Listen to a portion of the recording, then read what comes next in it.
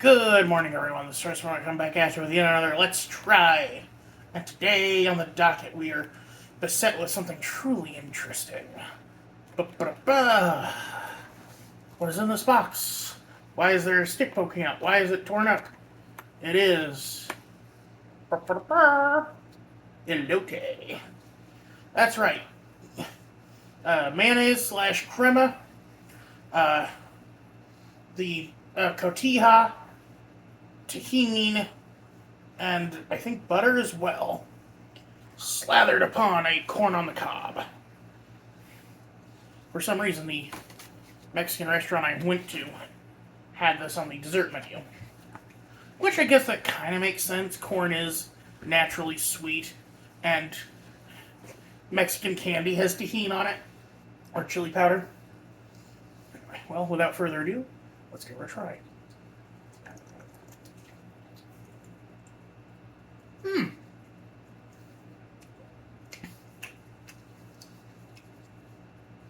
Now, obviously, this isn't traditional elote.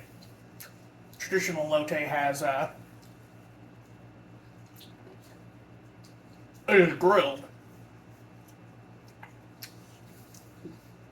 but this is authentic. I'll give it that.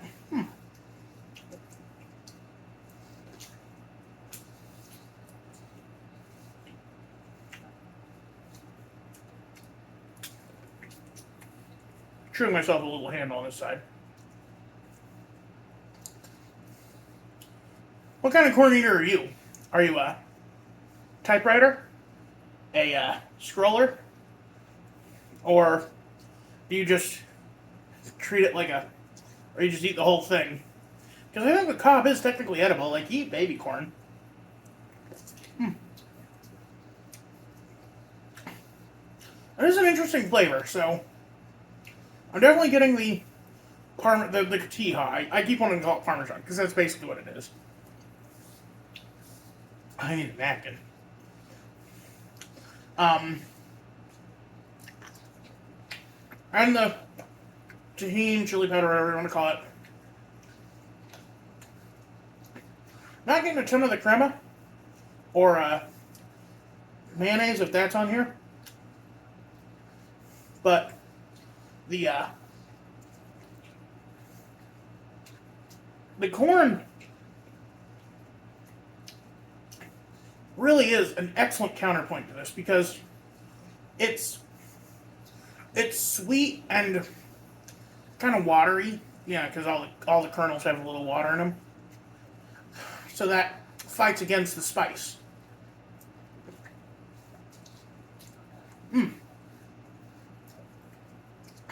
It's a very good, very balanced thing.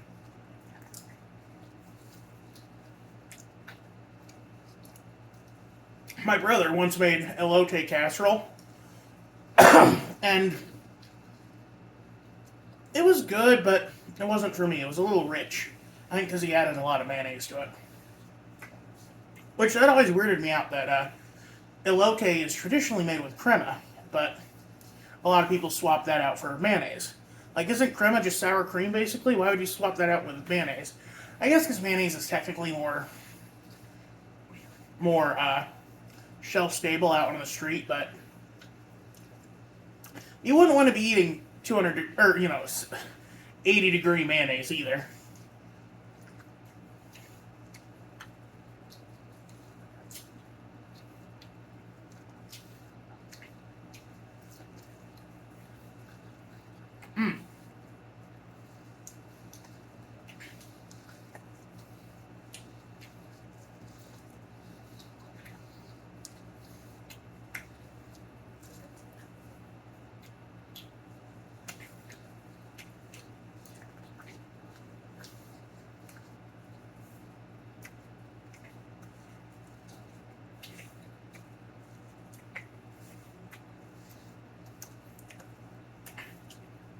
Ooh, that's spicy. Ooh, oh.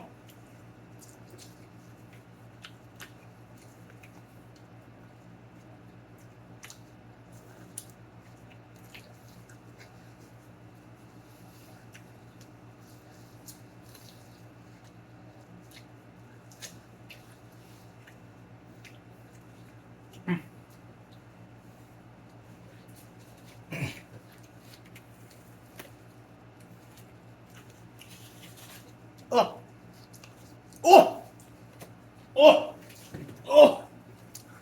That tastes like concentrated flaming hot Cheeto. Oh. Let me see if I have a napkin here somewhere. Oh.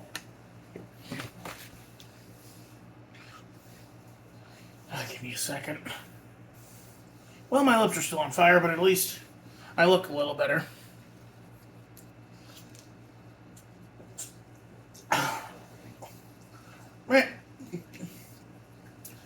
It's a very visceral experience, but one of the best things in the world is corn on the cob. And I realize I say that as an Iowa boy. Someone who has grown up amid the fields of cobby goodness. But, like, just a traditional boiled corn on the cob, sweet corn, buttered and salted, so good. Excuse me. Although I'm one of those weirdos who thinks even canned corn is good. Like, there's a lot of canned vegetables I can't stand. I still need to try actual green beans sometime. But I gotta sneeze. Hold on. Thank you. Sorry. Excuse me. Why do I always excuse myself for sneezes? Sneezes are for someone else to excuse you. You know, say God bless you. Anyway.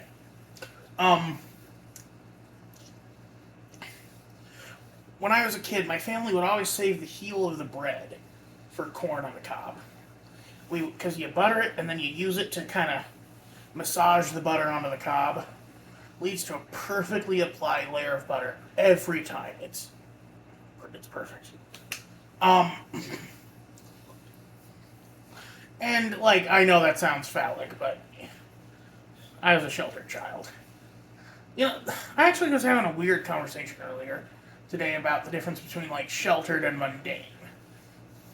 Because sometimes I think I had a very, like, tragic childhood, but then I'm reminded, like, no, you actually had a very mundane childhood. You know, like, what? Like, I realize that, and I'm like, oh, I need to be, you know, more aware of people. You know, like, as a kid especially, I suffered from what I guess you would call main character syndrome. Where you assume that where you basically are like, I'm the most important person in the world, get out of my way. And a lot of people suffer from that nowadays, you know, like, and you could argue that it's a side effect of the everyone's a snowflake, everyone's a special snowflake thing that Gen X and baby boomers introduced, but I don't know, I think it's always kind of been, especially in America, where we put a lot more focus on individualism. Because like you never see a Karen in Japan. You never see a dude yelling about having to wear a mask in, you know, like England. Actually, you probably do. England is pretty weird as well. France. We'll go with France. Or Germany. Like you never hear a German who's like, nine, when someone makes a perfectly reasonable request of him. And I should know, my grandpa was German. Technically German-Romanian, but he spoke German, not Romanian. Which always was interesting to me because, like, because, like, his family was considered the wealthiest in their small village, which just means that they owned the house that they lived in. And, it's interesting to see that reflected in media, because in, Resident Evil 8, which takes place in Romania, Heisenberg, the only one of the four lords with a German name, is also the most well off technologically. He owns a factory.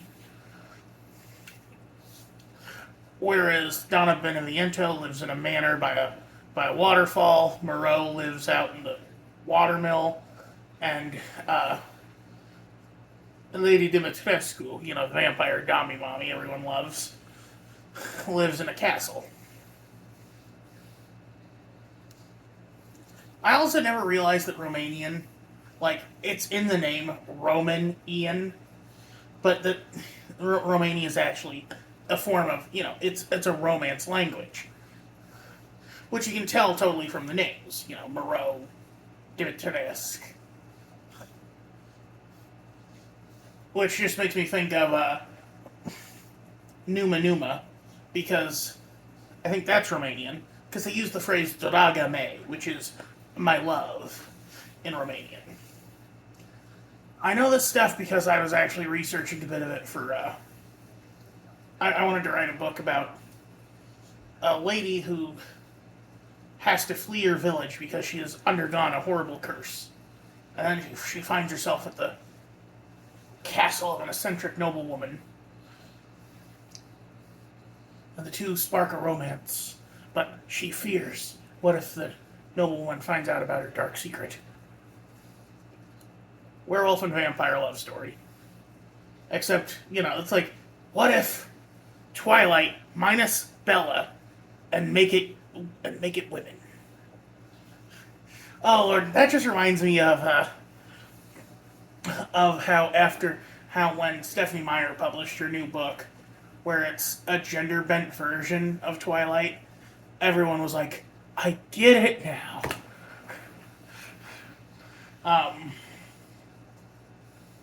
They finally see the vision.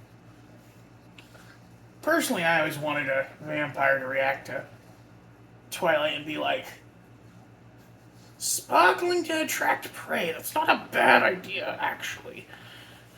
Because, that does make sense from an evolutionary standpoint, but you can't mix magic and evolution. And, well, maybe you can, but it's weird. It's very weird. Anyway, I have rambled on far too long, so y'all are good on the source. I'm Cody.